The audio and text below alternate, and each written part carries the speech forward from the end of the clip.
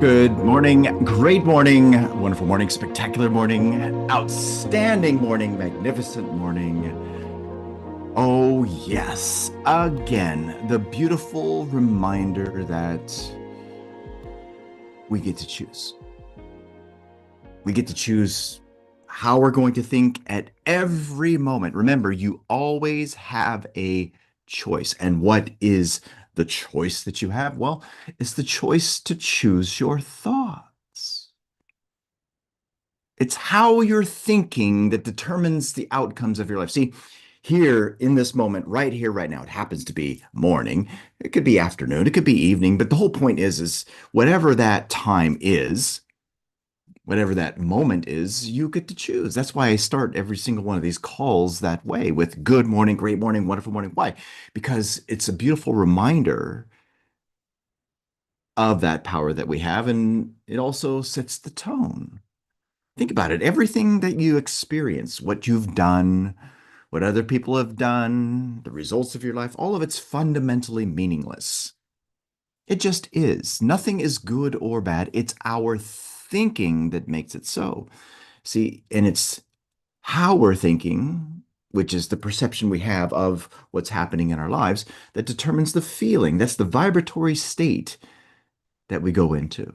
And that vibratory state is the attractive force in your life. Think about that. The vibration you are in is the vibratory state of your life. That is what determines what you're attracted to, what's attracted to you. It also determines what you're repelled by and what's repelled by you. Notice how it all comes from that. Think about your actions. Your actions, they automatically happen solely based from how you feel, which comes from how you're thinking. You want to change your actions, change how you're thinking, then it will change how you're feeling, then you'll change how you're acting,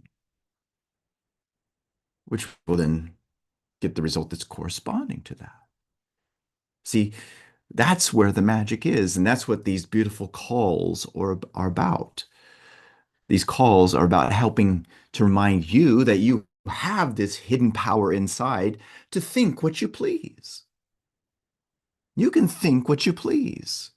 And if to think is to form, you can form what you please. Oh, I love that statement. Thank you so much, Robert Collier.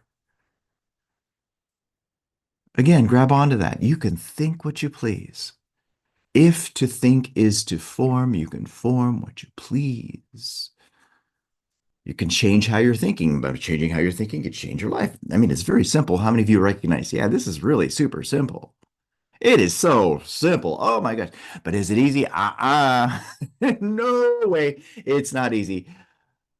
With that being said, isn't it beautiful how when you gain an understanding of it, it becomes easier? See, this is where patience comes into play. It's important for you to be patient when it comes to making a paradigm shift. Patient understanding that all things are difficult before they become easy. Write that in your notes. All things are difficult before they become easy. Now, that right there, if that's the only thing that you grabbed onto and used, oh my gosh, you would see some beautiful change in your life. And many of you already are, so congratulations on that. All things are difficult before they become easy. Once it happens enough times in the mind, it becomes what's called a habit. Remember, people form habits, habits form futures. The habits you have are the automatic thought patterns inside of you. And those automatic thought patterns lead to automatic feelings, automatic actions. If you want to change the results of your life, you must change what's automatic in you. And that's what we've been diving into, especially from this beautiful gem here, the Master Key System. Now, if you don't have a copy of this, oh my goodness, get a copy of this. If you want to read along with us throughout these calls, word for word, then get this specific copy, the one that looks like this. And then from there, mark it up, underline it, highlight it, take notes to the side of it. And most importantly, beyond that, use it in your life practically. Remember, when we say imagine great things for yourself, we literally mean imagine great things for yourself. And then when we say to hold those big, beautiful ideas on the screen of your mind, we literally mean to hold them on the screen of your mind. not to just look at it as, wow, that's a great idea. Remember, it's through application that what we're sharing with you works. It's not going to help you to just read it. It doesn't matter how much you read. It's not going to help you to memorize it. What's going to help you is the implementation, it's the experience of the idea. And that's the difference between those who succeeds incredibly well versus those who don't. I mean, you've gone through that before. How many of you have taken courses or maybe even read lots of books before this, or you've listened to maybe even calls like this and gone through it, and then for some reason the result wasn't changing? You had all this knowledge, right? Nod your heads. You had this knowledge, but inferior results. What the heck is going on? That's because of the habit of collecting information. You're an information gatherer if that's happening, but not here with us. You're no longer a gatherer of information. You're an implementer of these ideas. And if you implement it, boy, watch out. It's going to be amazing. And as we have spoken to you, we have seen that amazing transformation, which is pretty freaking great. Now, with this being said, make sure that you have your incredible fun goal card with you. Now, my reminder for you is, okay, goal cards are beautiful and amazing, provided you are emotionally attached to them. Remember, you don't manifest what you write on a goal card. You don't manifest what you put on a vision board. You don't manifest even affirmations that you write down. What you manifest is how you feel about them. Feeling is the secret. Feeling. How you feel about this is what's going to determine how much of this gets delivered in your outer world. So if you lock into this state, if you feel it, if you become one with it,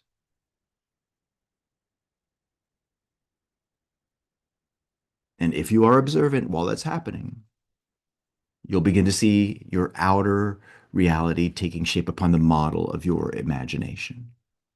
And that is something that's pretty freaking great. All right, so let's go into this, shall we? Let's start diving into where we left off here in this beautiful gem here. I'm going to go ahead and pull it up here on the screen, and there we are.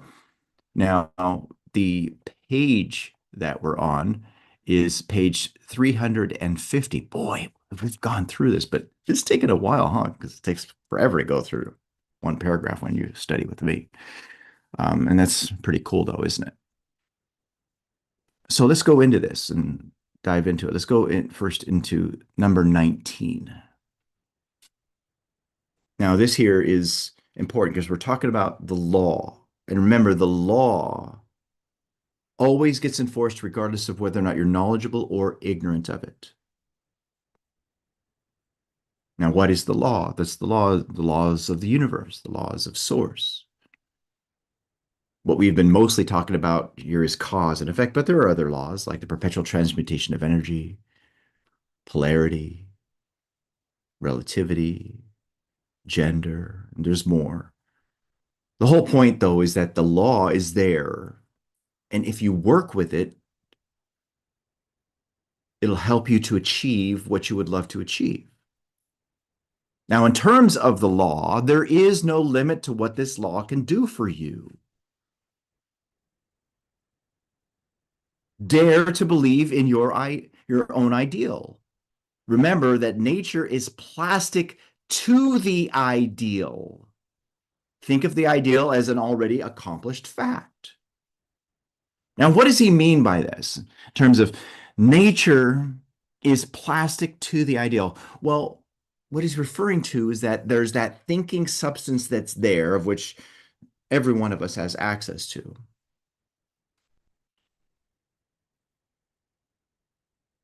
Which is pliable, it's moldable. It permeates, penetrates, and fills the inner spaces of the universe, and you can shape it. So you are the sculptor. The clay is that thinking substance, and the way that you shape it is with your imagination. And in terms of that, there is no limit to what you can imagine. I mean, really grab onto that one. That one, boy, will push you into this rabbit hole. The only limitations you have are the limitations that you've agreed to. In terms of imagining great things for yourself, If you don't imagine great things for yourself and you really want to, but you're not, the only reason why is because there's some kind of belief that's in you that you've agreed to that's actually causing that to happen. Well, you can override that. And the same thing goes for the habits you have. Remember, the habits you have, the beliefs you have, those are within you in your subconscious mind. That's what's set in your mind. That's what mindset is. Your mindset is what's set in your mind. What's set in your mind are your beliefs and habits. Now, in terms of those beliefs and habits, always remember that they are not a fixed condition of things. Just because you believe it now, just because you have the habit now, doesn't mean it has to continue. But then why do they continue? Well, because most people don't recognize or understand that they are actually automatic and that they can override them. They just think that's what it is. I mean, how many times have you heard this from people? You can't teach an old dog new tricks. Now, what's interesting about that is that's true if you believe it to be so, but it's not a fixed condition. Things you can change it. How do I know? Because I changed me, and there are many of you who have changed you.